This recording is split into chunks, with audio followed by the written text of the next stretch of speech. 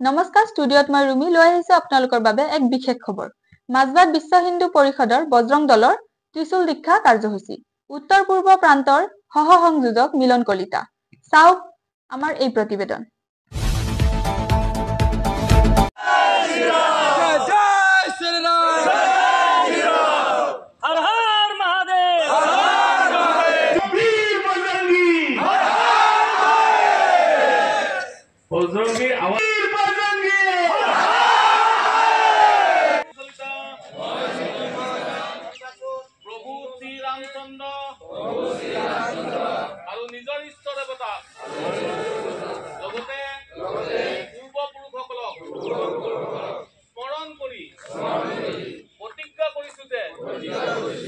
पवित्र हिंदू धर्म संस्कृति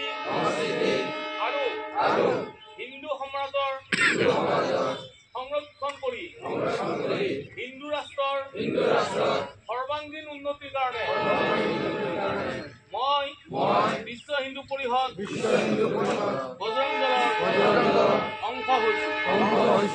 मैं बजरंग दলৰ सेवा सुरक्षा संस्कार आदर्श লৈ सतता निस्वार्थ बुद्धि और तन मन धनेरे काम करी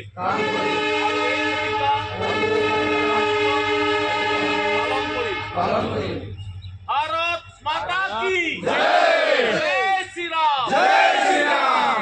पेमेंट करेगा। जय श्री राम। जय श्री राम। श्री राम हमारे यार जय श्री राम। एतो दुटा হৈ গল। रामचंद्र के जय, पुत्र हनुमान के जय, नमः पार्वती पते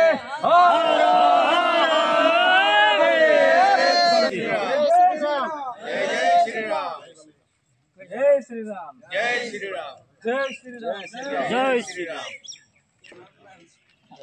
जय श्री राम। जय श्री राम। जय श्री राम। ये पॉकेट है। श्री राम। जय श्री राम। जय श्री राम। राम। जय श्री राम। जय श्री राम। भले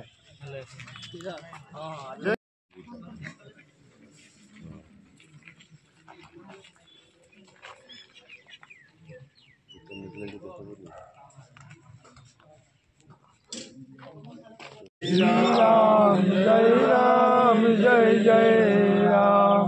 श्री राम जय राम जय जय राम। श्री राम जय राम जय जय राम। श्री राम जय राम जय जय राम। श्री राम जय राम। श्री राम जय राम जय जय राम। श्री राम जय राम जय जय राम। श्री राम जय राम जय जय राम। श्री राम जय राम जय जय राम। श्री राम जय राम जय जय राम। श्री राम जय राम जय जय राम। श्री राम जय राम जय जय राम। श्री राम जय राम जय जय राम। श्री राम जय राम जय जय राम। श्री राम जय राम जय जय राम।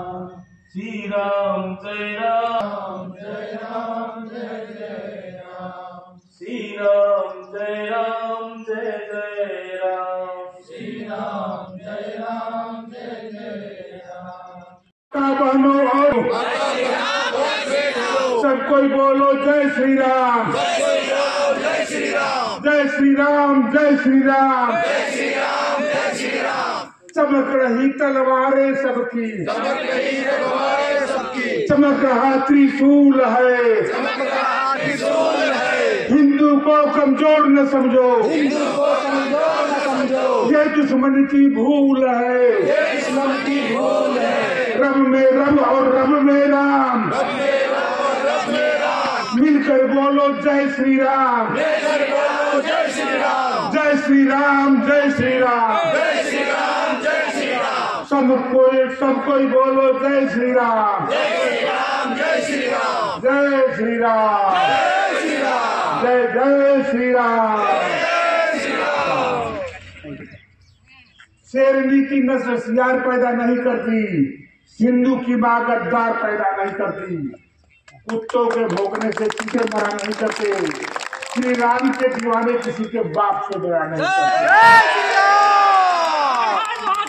हर हर महादेव, भारत माता की जय, भारत माता की जय, भारत माता की जय, जय श्री राम, जय बजरंगबली, जय बजरंगबली। हिंदू की माँ गद्दार पैदा नहीं करती, कुत्तों के भौंकने से चिड़े मरा नहीं करते, श्री राम के दीवाने किसी के बाप से डरा नहीं करते। আপোনালোকে লাভ কৰিছে এই ত্ৰিশূলৰ কিন্তু আপোনালোকে সৎ ব্যৱহাৰ সদায় কৰিব লাগিব। আৰু এই ত্ৰিশূল হৈছে আপোনালোকে জানে হিন্দুত্বৰ প্ৰতীক। এই ত্ৰিশূল হৈছে আমাৰ মহাদেৱৰ অস্ত্ৰ, মূল অস্ত্ৰ। আমি হৰ হৰ মহাদেৱ বুলি কওঁ। হৰ হৰ মহাদেৱৰ মূল অস্ত্ৰ হৈছে ত্ৰিশূল। আজি এই ত্ৰিশূলৰ যি আপোনালোকে ধাৰণ কৰি আপোনালোকে এক পণ আপোনালোকে ধাৰণ কৰিছে, এটা শপত বাক্য পাঠ কৰিছে। এই শপত বাক্যটো কেৱল আমাৰ নিজৰ বাবে নহয়, এই সমাজৰ বাবে, এই সনাতনী সমাজৰ বাবে আমি কিমান সক্ষম হ'ব লাগিব, কিমান শক্তিশালী হ'ব লাগিব, ইয়াৰ কিন্তু এক আমাক আজি ইংগিত দিছে আমাৰ মিলন দাই। গতিকে এইখিনি যদি আমি কৰিব লাগে তেনেহ'লে আমি অধ্যয়নো কৰিব লাগিব। আমি আমাৰ সনাতনী যি হিন্দু সত্তা আছে তাৰ বিষয়ে বিভিন্ন পুথি বিভিন্ন সময়ত প্ৰকাশিত হৈ আহিছে, আৰু ইয়াৰ ওপৰত অহা সংকটৰ বিষয়েও বিভিন্ন সময়ত বিভিন্ন পুথি প্ৰকাশ কৰি আহিছে। এই প্ৰকাশিত হোৱা পুথিবোৰ যদি আমি অধ্যয়ন কৰোঁ, আমাৰ একটো জ্ঞান বৰ্ধন হ'ব, সামাজিক তাত্ত্বিক জ্ঞান লগতে আমাৰ যি অস্তিত্বৰ সংকট সেয়াও আমি অনুভৱ কৰিব পাৰিম। তাৰ লগতে আমি কি কৰিব পাৰিম, আমি কি ধৰণে আমি আগবাঢ়িব লাগে তাৰ পৰিকল্পনাও কৰিব পাৰিম। গতিকে আপোনালোকক সকলোকে উঠি অহা যুৱক যুৱতীসকল, আপোনালোকৰ মাজত এই যি আমাৰ কেৱল জ্ঞানৰ লগত নহয়, শাৰীৰিকভাৱেও যে আমি সক্ষমতা আমি অৰ্জন কৰিব লাগে তাৰ বিষয়েও আপোনালোকক ব্যাখ্যা কৰিছোঁ। আমি শাৰীৰিকভাৱে যদি আমি সক্ষম থাকোঁ, এটা সুস্থ মন কেতিয়া থাকে, যেতিয়া এটা সুস্থ শৰীৰ থাকে। সুস্থ শৰীৰৰহে সুস্থ মনৰ বাস হয়, আৰু সুস্থ মন যেতিয়া সুস্থ থাকিব আপোনাৰ, তেতিয়া সুস্থ শৰীৰ থাকিব, আৰু সেই সুস্থ শৰীৰে সুস্থ চিন্তা হ'ব। আমাৰ চিন্তাধাৰা সুস্থ হ'ব, আৰু চিন্তাধাৰা যদি সুস্থ হয় তেনেহ'লে আমি সমাজৰ সৰ্বাংগীন সৰ্বস্পৰ্শী সৰ্বব্যাপী বিকাশৰ কাৰণে আমি কাম কৰিব পাৰিম। আপোনালোকে দেখিছে আমাৰ যি হিন্দু সভ্যতা, সনাতনী সভ্যতা ৭,০০০ ৮,০০০ কয়, কিছুমানে ১৫,০০০ বুলি কয়, বা তাতো কয় পুৰণি আমাৰ সেই হিন্দু সভ্যতা। ইয়াত পুথিত যদি আমি অধ্যয়ন কৰোঁ তেনেহ'লে আমি ৭,০০০ ৮,০০০ বছৰৰ পৰা শ্ৰীৰামৰ কথা আমি অনুভৱ কৰিব পাৰোঁ যে এইটো ৭,০০০ বছৰ আগতে শ্ৰীৰাম আমাৰ মানে ভাৰতবৰ্ষত তেখেতে ভূমিষ্ঠ হৈছিলে, তেখেতে জন্ম লাভ কৰিছিল। গতিকে এই তাৰো আগত যদি আমি সনাতনী সত্তা আমি যদি কৰোঁ, প্ৰায় ১৫,০০০ ২০,০০০ বছৰ পুৰণালৈকে সেয়া বস্তু আগবাঢ়িব। আপোনালোকক মই অনুৰোধ কৰিছোঁ যে সেইকাৰণে আমি অধ্যয়ন আৰু আমাৰ যি আমাৰ ব্যৱহাৰত আমাৰ জ্ঞানে আমাক যি সংস্কাৰ আনিব, সেই সংস্কাৰৰ প্ৰয়োজন আছে।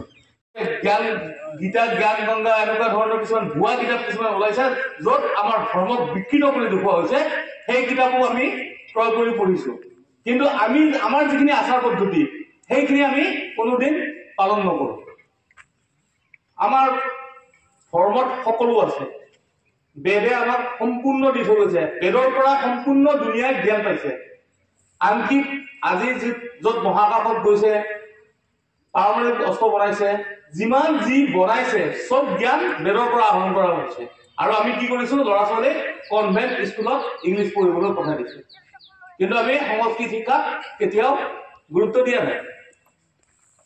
গতিকে য'ত সম্পূৰ্ণ আছে, সনাতন মানে হ'ল সত্যৰ ওপৰত প্ৰতিষ্ঠিত যিটো ধৰ্ম, সেইটোৱে হ'ল সনাতন।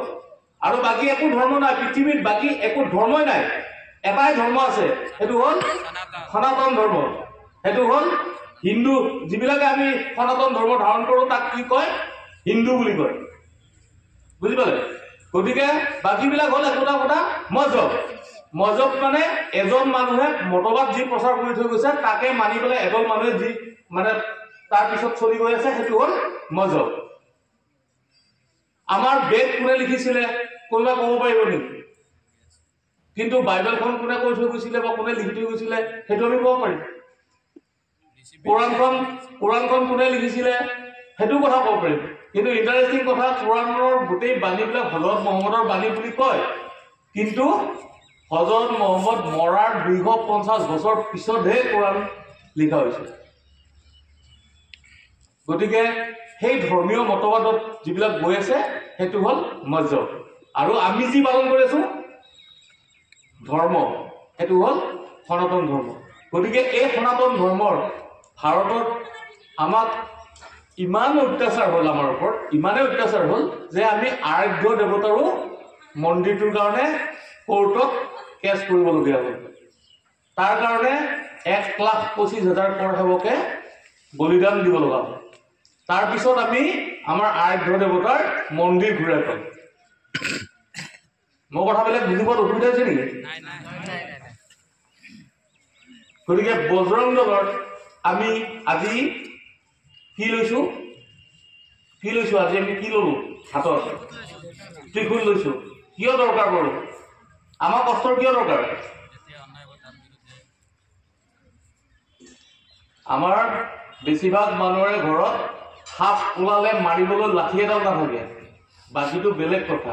প্ৰত্যেকৰ হাততে 25,000, 30,000, 50,000, 1 লাখ টকীয়া স্মাৰ্টফোন আছে, কিন্তু ঘৰত এটা অস্ত্ৰ নাই। অসমৰ পৰিস্থিতি, সাম্প্ৰতিক পৰিস্থিতি গম পায় আপোনালোকে, ভালকে গম পায় কেনেকুৱা হৈ গৈ আছে। য'ত বাংলাদেশৰ নিচিনা এখন সৰু দেশ, য'ত আমাৰ ভাৰতবৰ্ষৰ সহায়তে এখন দেশ হৈছিলে, সেইখনে আমাক ধমকি দিয়ে আমি অসম দখল কৰিম, আমি মিজোৰাম দখল কৰিম। হয়নে? কিহৰ কাৰণে পাৰিছে? কিহৰ কাৰণে পাৰিছে তেওঁলোকে? আমাৰ যিটো সহনশীলতা গুণ, আমাৰ যিটো সহ্য কৰা গুণ, সেইটো বহুত বেছি হৈ গ'ল। আমি হিন্দু এতিয়া সকলো টোপনিতে আছো।